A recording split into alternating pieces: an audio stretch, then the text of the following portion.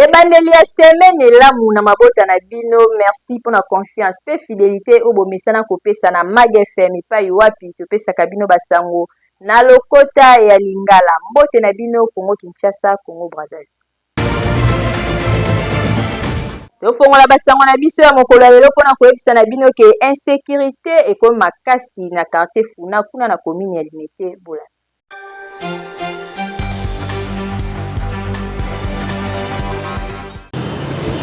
Soki okomi na avenue Charpentier na quartier Funa, plus précisément na commune ya Limete, oko constate que population bazali lisusu à l'aise te. Awa tangu tokitaki sur place, population tangu emonaki caméra ya Mag FM basepelaki koya kopesa mbela na bango ekoma na matoi ya ba autorité. Mingi eloko ezali kotungisa bango koto ezali insécurité ekomi makasi, bana ya kuluna bakomisa koto yo ring na bango babundelaka kaka awa kobotola batu biloko soki ekomi na ba air tardif. En tout cas la lesika ozali kozonga te po okoya ko risquer babotola yo nyonso to pe ba papa yo. Population eleli epai ya ba autorité bakuluna ba déranger biso trop a habité. Pourquoi insécurité s'installer à la population aza inquiet.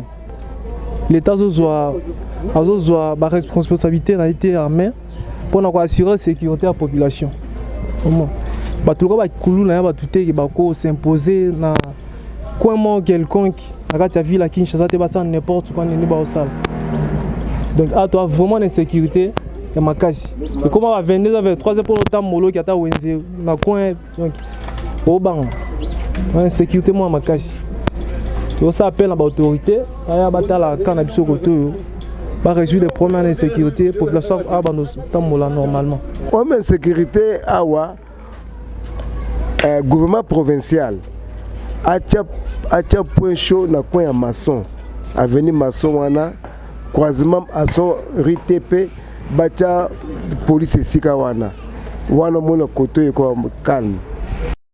Oyo ezali mingi appel epai ya Général Blaise Kilimbalimba aye bape kochali sunaye ya mibale na quartier Funa po population ba komi na insécurité makasi koluka kosala bouclage ndenge azali kosala na ba secteur mususu pona kokanga ben civique nyonso oyo bazali kocha trouble na population. Boye ezali kitoko te, population bazoyeba te bakende wapi po ba mapangu na bango ezali awa bazali nesika lisusu kokende te. Solution ezwama po boye kitoko te.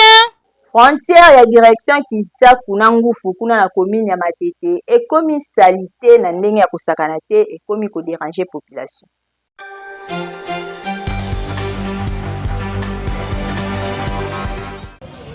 Bondi melanga bana Matete o baebi frontière ya quartier ngufu na Kintsaku. Peut-être soko longwa Matete kala okoyeba ngo lisusu te. Tale bele ya matiti pe bosoto na ma ya salite evanda nango na balabala o monene o boyebaka ezalaka penza asphalte kasi lelo goudron kutu wayenda tala bosoto soko zolekawa fokanga zolo po moyen te. Bana koto balobi ezakaka misala o babanda basundola nde luki makambo nyonso. Vraiment tout le monde a bagé ya et ça mais suite ezate. Vraiment toujours batté au juste mais pourquoi moi bagé aux bateau bazo sala koto balati combinaison mais logo ezate. Donc sont des aventures moi toujours comprend été na mboka tout dans la centre ville. Kota la ba salitaire boye pendant la carte ba centre ville surtout uti bamboka misusu tout le monde mais kota la salito na carte ya province ya carte ya ville province à Kinshasa c'est déplorable. Bon justement tout ça ba onde bazande principal pour na ko réhabiliter nesika oyo to senga pena pour na bango ba konza mboka soki ba kota likambo pour ba ko intervenir plus rapide que pour na koto. Bakonza mboka batalela biso na bisika onon batala sonzela bisika façon ndenge ezaleli ndenge baby boeza maladi zotina biso maladi bangongi banini bakambo ebele.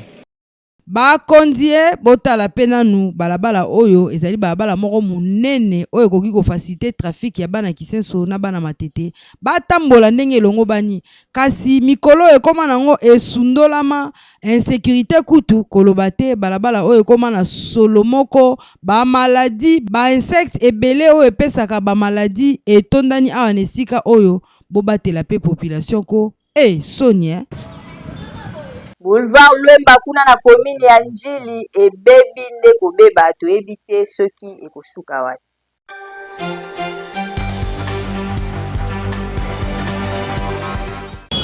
Boulevard Lwemba oyo ezwami na commune ya Njili ebeba nango banda kala kasi ezwa pe mama na kara ya tango molai epai ya ba autorité bino moko botala modèle nzela oyo ebeba bukana ba chauffeur bawewa batambolaka na difficulté tala ndeti mutuka oyo ye komi awe esika libulu esika mai ezali ebandi koya malembe pona kobanga moteur ekata moto na katikati ya mai oyo awa pona koleka il faut yeba nzela oyo soki oyebi yango te oye na kisela okolela mama na yebaki te nzela oyo babenga yango boulevard Lwemba mais depuis bukana bakipa yango te tomonaka bato bayaka kofilme même beaucoup mais saison qui pète alikaka tout le temps awa mais bakipaka nzela te yango tosenga na mokonzi mboka alandela station oyo ya nzela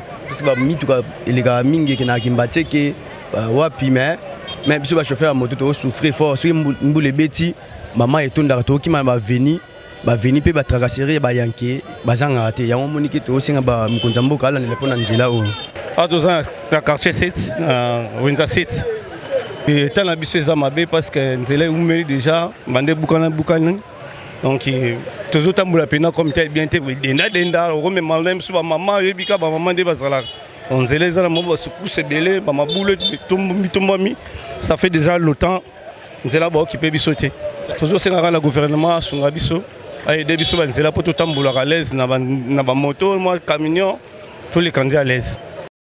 En tout cas, ba autorité, le peuple bazali na besoin ba vivre na ba norme o elongo bani. Nzela o soki ebongi eko sunga bango na ba navette na bango pe eko faciliter bango na transport. Po modèle ba komi konyo kwa mana o etali transport na ba kuya kobimisa. Pardon, na social yango pe ezali pasi ba transport ya ebele eko uta wapi. Boye, mabe makasi kitoko te. Koka mwati na 21e siècle oyo population ya district ya Tchangu bazali konyo kwa makasi na o etali eau potable.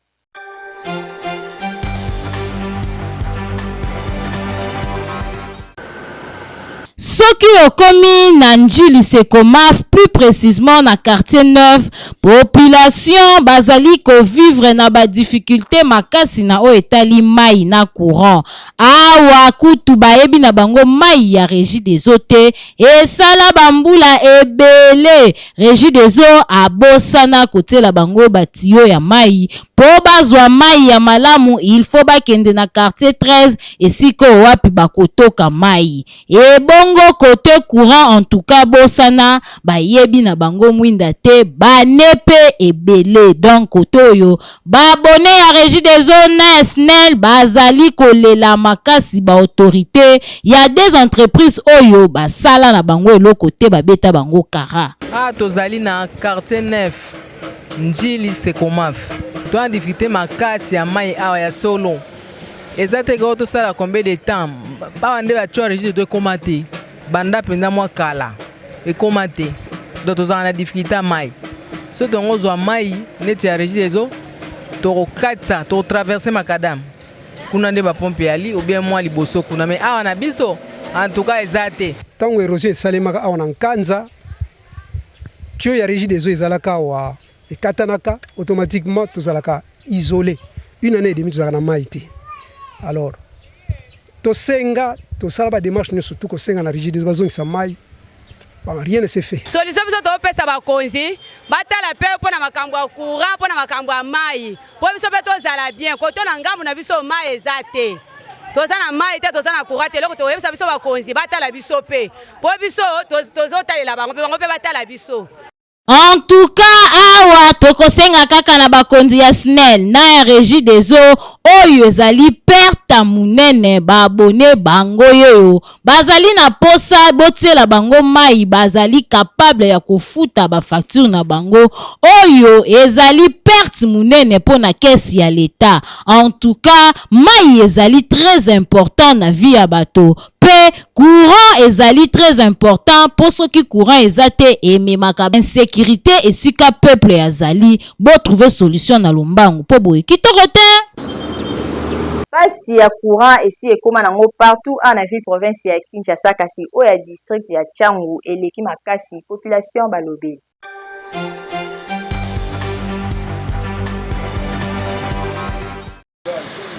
Courant na ville province ya Kinshasa na ba commune ebele et beba na ndenge ya kosakana te ndeti awa tozali na commune Njili na quartier 12 na avenue Laïque musika te na entrée Kimbuta okondima te kasi ezali réalité po toza na biso na kata kokombe te na manyanga pe te kasi en pleine capitale population baza komi tuna soki bakonzi SNEL babosana bango to nini soki bokomi pembe na fin du mois bakomo tindela bino mwa courant moko ya clé ya koluka po baya kotika ba facture bofuta bakoya kotika ali tana ba moya boye ba milunge ventilateur egoza na ndaku oyebike bacha ventilateur tolala ata mwa pongi moyen ezati awa pe lokola na commune Masina na quartier sans fil bandeko oyo baza na ba activité kotoyo bazo kemba na ndenge ya défaute pour na satisfaire clientèle na bango po il faut soit recourir na ba groupe électrogène ndenge bozali komona boye po courant kutu bosana na yo fon na fon mapapa na mapapa bandeko baleli na micro Mac FM wa awa biso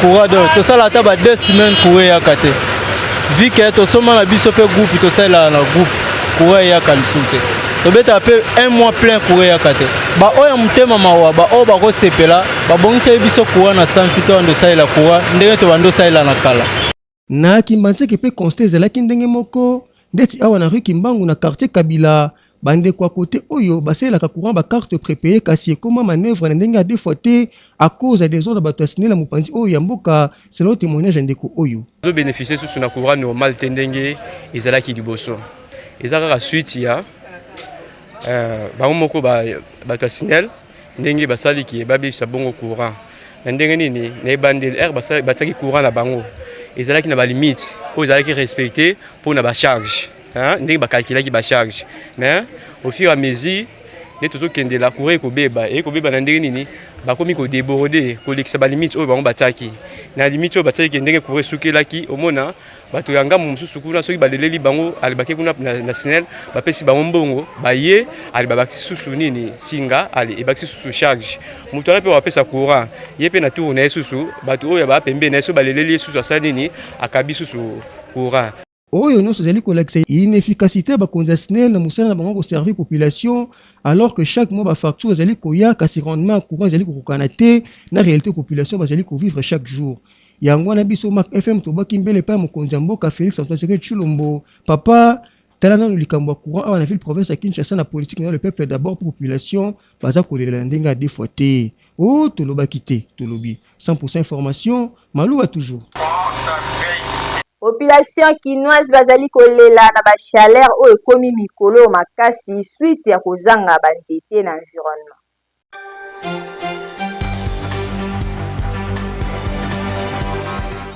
mikolo oyo bamoyi ekomi makasi ya kosakana te oyo ekomi kotungisa population bazali kokondane ba expatrié balobi bango nde bazali à la base ya réchauffement climatique oyo po bayaka awa babandi ko créer ba usine na bango kokata banzete yango nde ezali ko causer réchauffement climatique oyo ba chaleur au base na weza bendien batondi analimete na biso aba boss ya ba grim bazozo banzete na Brazzaville bapekisa okata nzete ti lelo bakata banzete te na Angola so ebokati nzete bakangi bato mboka na biso banzete zo sila pona bendien na balibanais na limete basieri bazokata bois noir bois rouge na forêt équatoriale na Équateur banzete sili na bandundu banzete sili na ba Congo banzete esili. Donc bango lokola ba asiatique mboka na bango eza désert, bali ba komisa biso pe na désert. Ne naza ba buibui. Moto ekomi na bandaku na ebite so ezaka ngamoko to Kishasa momba bozo ka chaleur. Na ngambu mususu bakinois pona chaleur oyo lokola eleki makasi base décider bandaka komela mai mingi na ba famille po del ya moi oyo ezali pasi vraiment. Babi pona mutamela ba mai mingi komela mai mingi mai pezo mona na suti mai komi pasi di pisi bazali bando tekela biso komi bako balongoli moko bako moteka ka 10 bako mopesa soka 10 eza na jina mai komi ka ndenge moko mo ezoleka makasi mo eleki makasi pe mo yango ezosilisa bana makila pe ezosilisa bana mai mais problème eza kati na biso ezopesa biso pasi ebonga ntango mo eza boye ata courant ezala na nsima ya courant tokomela mwa mai ya malili tokoki kose fraîcheur na baventilateur mais mo eza makasi courant eza te mai yango mpe ezokangama en tout cas eloko wana ezolekela biso vraiment na Congo na biso nazoyeba te bakonzi na biso bazoloba nini mo ezoleka mpe mingi bazokufa à travers moi oyo. Kasi ministère ya santé eyebaki na kopesa toli na ba congolais bayeba komelaka mai mingi bayebaka pe kolia malamu kasi epekisaki komela alcool na ba moi makasi boye po ekoya ko détruire bango na santé boyo kandenge bakinois bapesaki ide na bango na o etali réchauffement climatique. Bato mokilia ba misusu omona omelane bière ba misusu omona ozami beko na ozongo au répéter au salela ngo ba misusu au salela ngoti ba misusu ba moi kande bandi boy kaka mai mais au simba bière te ba misusu occupé on ta omelane ka bière omona ba misusu to mo ngala mela mai na pasi na omelana nga mai te. Oyo vraiment ezali vraiment pasi bakinois bazali konyo kwa na ngambo mususu bakinois baleli epa ya ba autorité babongisela bango courant na mai pona ba moi oyo mai ekomela mingi kasi mai na ba quartier mususu ezali te bayebi mai te courant pe ezali pasi na ba quartier mususu na ba période ya boye esengaka mwa courant ezala komela mai ya malili kobata mananda ko utiliser ventilateur to pe climatiseur na ko permettre bango bayeba ko surmonter chaleur oyo ekomi makasi na ville province ya Kinshasa. Bateki biteko ya 7e rue balobeli ba difficulté oyo bakutana kanango.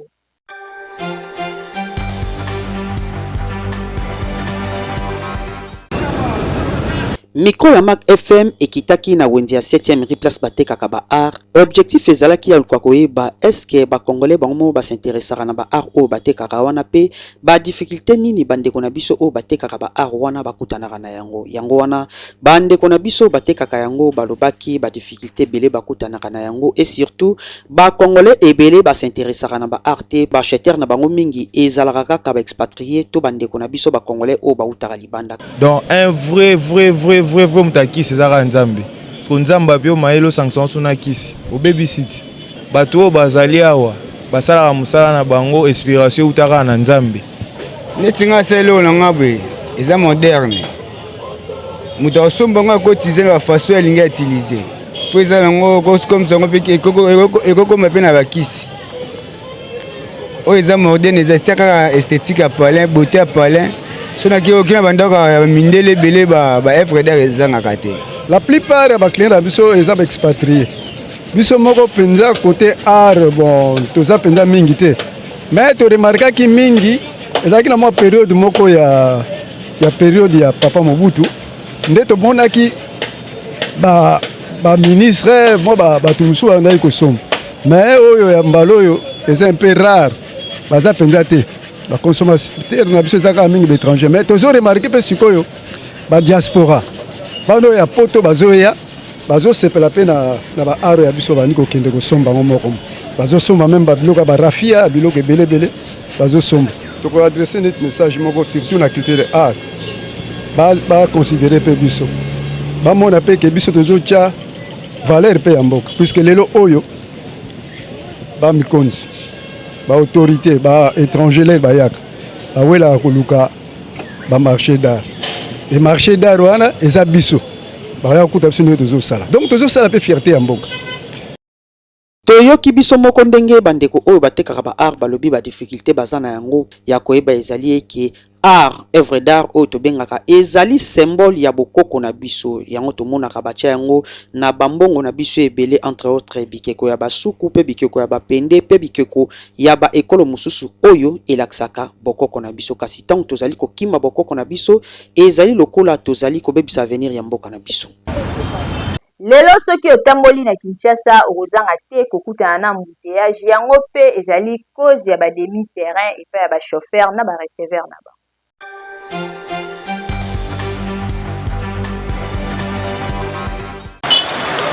Mikolo oyo bakinois bazali konyokwama makasi na oyo etali problème ya embouteillage na ba commune tout ya Kinshasa capitale ya République démocratique du Congo. Problème ya embouteillage ezali ko se manifester makasi bakinois bazali kolela pe bazali komituna nini yango ezali ko créer embouteillage kote misusu to mituni est-ce que ezali suite ya kobeba ya banzela tope ezali suite ya kozanga banzela yango ezali ko créer problème oyo.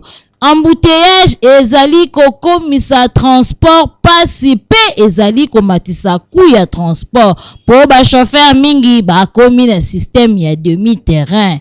Bakinois bazali kolela makasi po vie sociale yango ezali nango pe malonga te, ba salaire ezali ya malonga te, transport komata ezali konyokola bango na ba revenu oyo bazwaka ya mukie. Bazali kosenga na ba autorité ba trouver bango solution.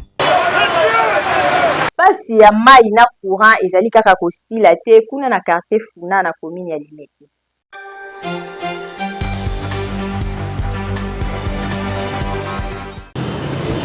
Population ya quartier Funa na commune ya Limete bazali kolela makasi na oyo etali pasi ya mai na courant esali mikolo ebele mai na courant ezalaka lisusu te mai bakoma kokende kosomba mai pona ko utiliser côté courant kutu ekoma na ngonde jeu de lumière ekeye zongi air mususu balalaka mulili nengo basengi na ba autorité ya ba entreprise nyonso mibale oyo ya leta bapesa bango solution po boezali pasi makasi boka bango moko ndenge balelaki na micro ya Mag FM. Toza na souffrance à mai.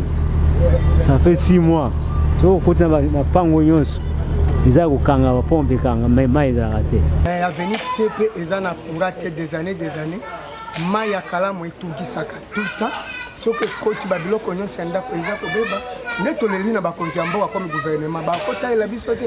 Courant pe eza problème pe il y a urbanisation sauvage toujours. Les gens ont construit l'autoconstruction. A pas d'urbanisation normale comme on dit. Alors on dit que mai peut pas si courant peut pas.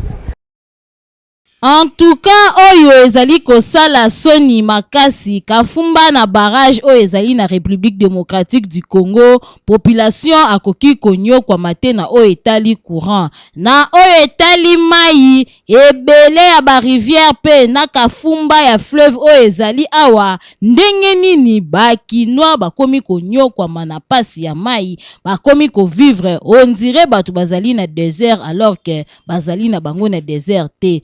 Solution soki ezwami ekozala kitoko. Le peuple d'abord, il faut emonana na misu ezala kaka slogan te.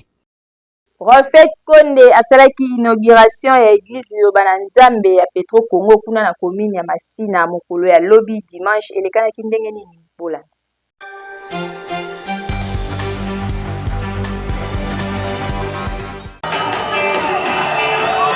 Désormais bakosambela lisusu libanda te bango banani bandimi ya église Liloba na Nzambe ya selile ya Masina Petro Congo mobange na inauguration esalemaki mokolo ya lobi epa ya prophète Konde. En tout cas bondimela ngai batongeli bango mobange na église na ndenge ya defwa te bino moko botala église oyo ya 3 niveaux bozali komona etongami na matériaux durables donc mbula na mbula okokuta église Liloba na Nzambe awa kasi boyeba ke église oyo etongami na mbongo ya bandimi bango moko oyo bazalaki kosangisa muke ti ekokaki na monta oyo esengelaki pona kotelemisa selile oyo ndenge balobaka brique moko ezotonga ndaku. Bosimba pe bokanga ke ba chef ya ba confession religieuse pe bapaya misusu bazalaki wana. Musala oyo ezwi bango 4 ans depuis moko prophète Konde asakolaka. Son éminence Mangele Silubasa, chef ya bangunza, a félicitaki prophète Konde na bandimi ya église Liloba na Nzambe pona misala kitoko oyo basalaki.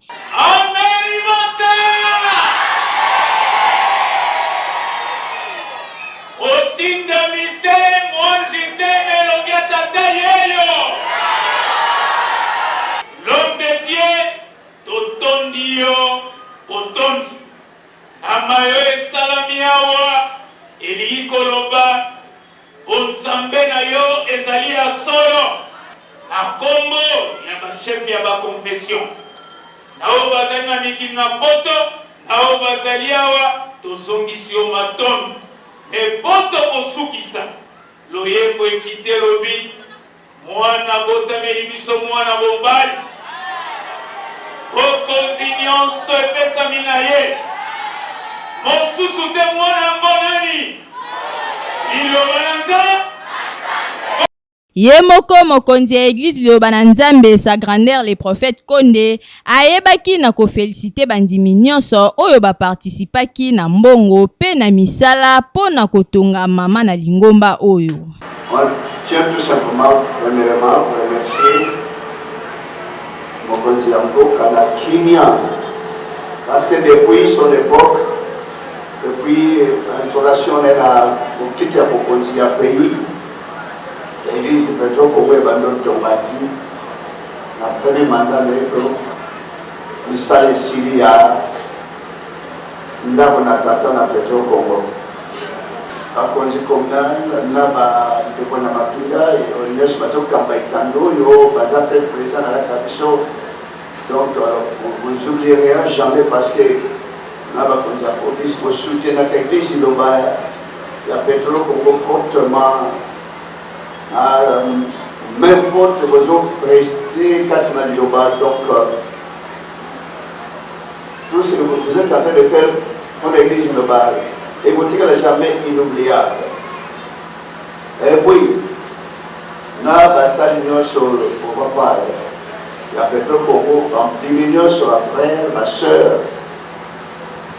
Esengeli boyebake musakoli oyo akambaka selili oyo ya Petro Kongo pona musala kitoko oyo asali lokola missionnaire lingomba et décidé kotinda ye na mboka Angola lokola représentant légal ya église Liloba na Nzambe oyo elonga te boende zala. To continue magna biso na ba page rose oyo.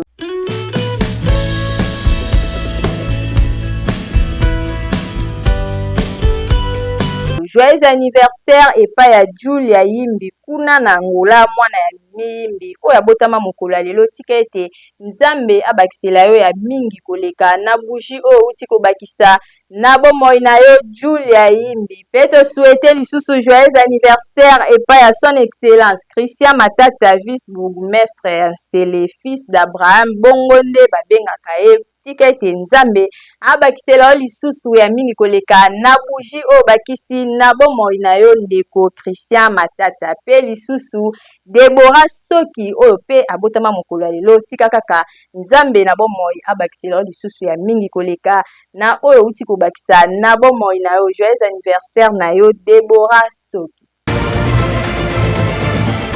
Tokomi na suka ya magna biso ya mokolo ya lelo kasi soki bosepelaki nango bopesa merci na équipe technique oyo bazalaki wana ofure au moulin mpona kosala bino mosala kitoko. Na nsima ya kamera nazalaki na Enoch Mafuka le métier noir yenda bendaki nga bilili po bomona nga na bandaku na bino na montage Francis Peta papa na Legri ya yende ya montaki ba image ya mokolo ya lelo kasi botika na pesa merci epa ya mon boss maître Malou Abilik Leofas oyo azali bongo président fondateur ya fondation Malou Mobimba. Ngana bino tokutani lisusu mikolo ezali koya po esala eloko te.